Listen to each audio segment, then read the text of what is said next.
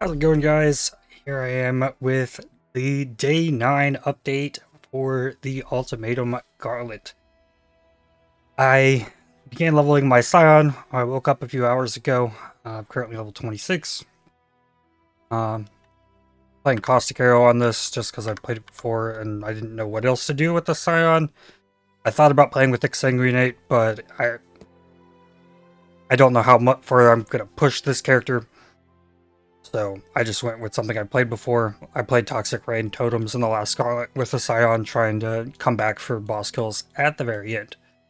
But for now, let's check in with the leaderboard. You hear that Garatha has pushed his way into the top of the Witch.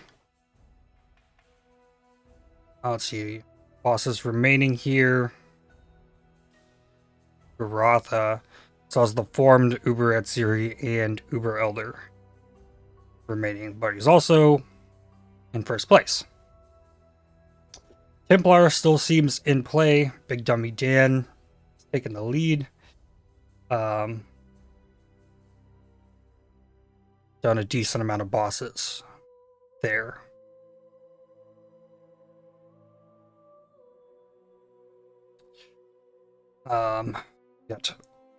Got Down pushing up the Ranger. Probably has gotten Etziri and Elder kill, I would guess.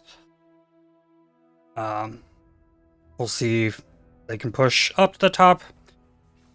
Duelist is still pretty much the same as it was. Lala Gates is pushing up in here.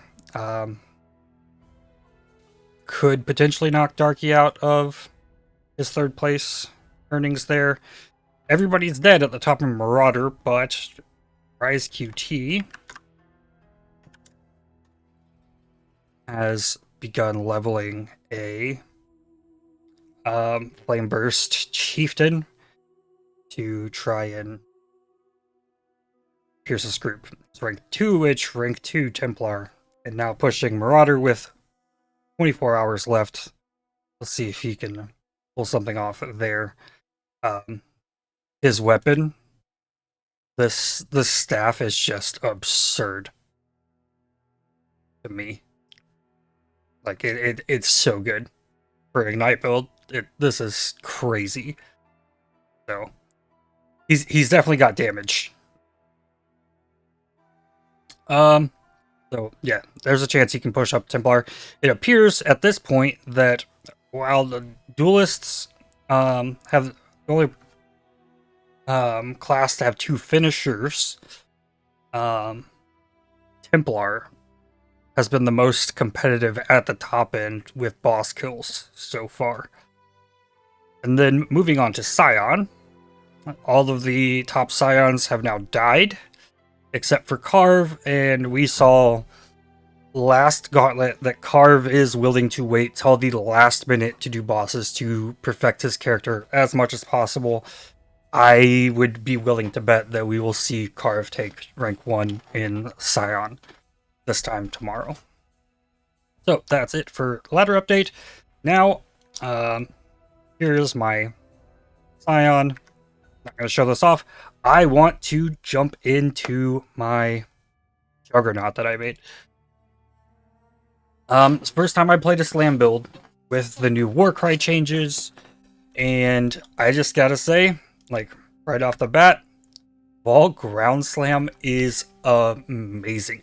It's absolutely nuts. So what I'm going to do here is I am going to run kill Arakaali in Act 7 to finish off this video. I didn't really push too much else. I ran some heists on my Raider to see if I could get something good out of some more enchanted armaments blueprints. So I ran some just like Gianna missions to get some like unveils.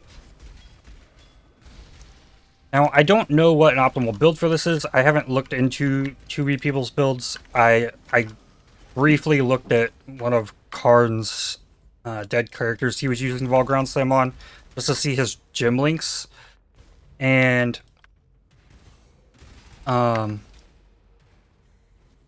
the thing that jumped out to me is like Fist of War. I had figured Impale would be used just for like Dread Banner stacking for Fortify effect on bosses and whatnot.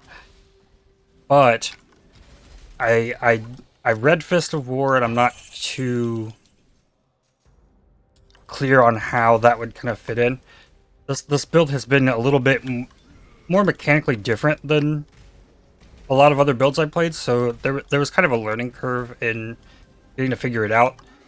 And like I said, I haven't looked at other builds. I kind of identified, well, that should be on. I identified the like weak points to me, which was like Warcry speed. So on my tree is pretty much just life and Warcry nodes, aside from getting the onslaught here. Once I got this onslaught, things have really popped off. And right now I'm kind of filling Scion life wheel at the moment. 3k life currently in the end of Act 7 with Fortify on my links. So newly this league, Ground Slam, Vaal Ground Slam can stack 4 uses. Okay. And then I can press Seismic Cry, and that exerts 4 attacks that gives me increased damage, I believe AoE, per attack exerted by that Warcry. Intimidating Cry lets you exerted attacks deal double damage, so if you time that with the end of your Seismic Cry, and then you can drop 2 Vaal Ground Slams that hit the entire screen, and even stun lock bosses, it's absolutely insane. But like I mentioned, it's kind of awkward. You can't just kind of run. It's a lot of button pressing, but it also kind of reminds me of my Indigon Stormbrand Archmage build way back when, that like it really comes down to like muscle memory that I don't have ingrained in me too well yet. To like exercise the timings on things, and it changes as your attack speed like increases and your Warcry speed. So, but you'll see here just like how much damage is actually possible with this, because you're just getting multiplier after multiplier. And I do have a decent weapon with the Blood Reaper, and since I'm using the Blood Reaper, I couldn't work out how to deal with the double mana cost while using Pride. So I'm running, I was running this in Bloodstance, so that I'm maiming enemies that are nearby.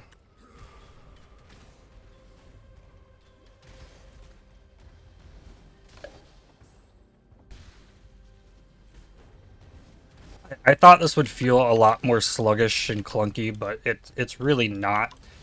And I do have 1 Ground Slam jewel, so I do have some AoE from the Threshold jewel.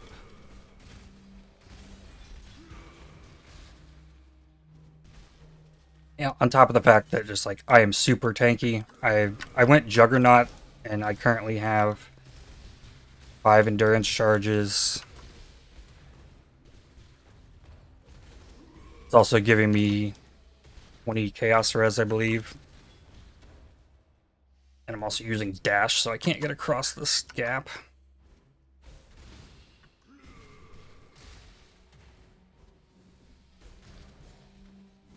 Yeah, without not having Onslaught, this did feel a bit more clunky. It just took more time to just like execute the skill combo. The Seismic Cry, attack, other cry, and then boom. And then I can just preserve the state. Oh, I attacked accidentally there. You can preserve the state of your war cries. So it's like, okay, I want to run over here, hit this boss, and I'm still carrying that damage. You're just kind of lacking the extra buffs that the war cries give you. Like from the war cry hitting the enemy.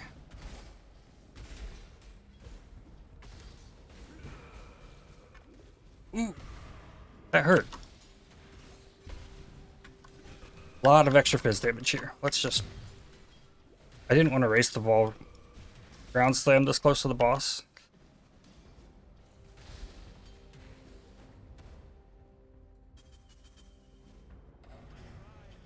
Okay. So we're gonna Warcry, slam, slam, drop the totem, other Warcry, Vaal. Ground slam, Vaal, ground. Oh, he moved. I didn't get the second one off. Where are we going? Do it again. Warcry, slam, slam, totem, other Warcry, Vaal ground slam, Vaal ground slam.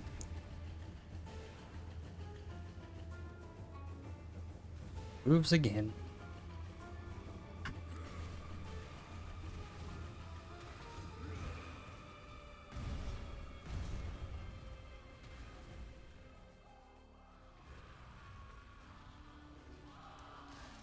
Defenses 65%, physical damage reduction 78 with the molten shell up without flasks.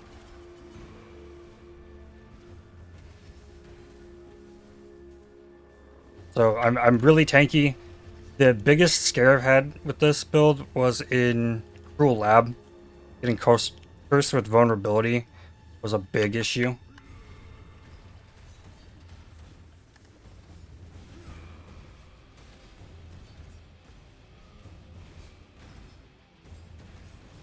But yeah, not having the Vaal ground slams like I do now kind of really does a damper in things. One of the longest fights I've had against this boss in a very long time.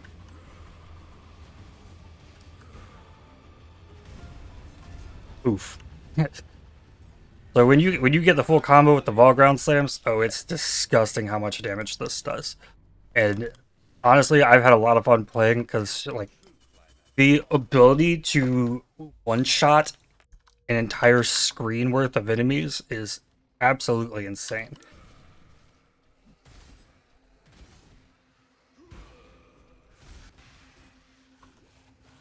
Boom. Everything dead.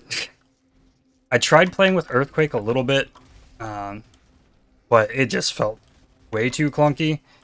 And at the point I'm at, like, I'm 3 levels from a 5-link brewery chopper that's like double the damage of this Blood Reaper and doesn't have increased mana costs, so I might actually be able to get Pride working in as well. Boom. It's so good.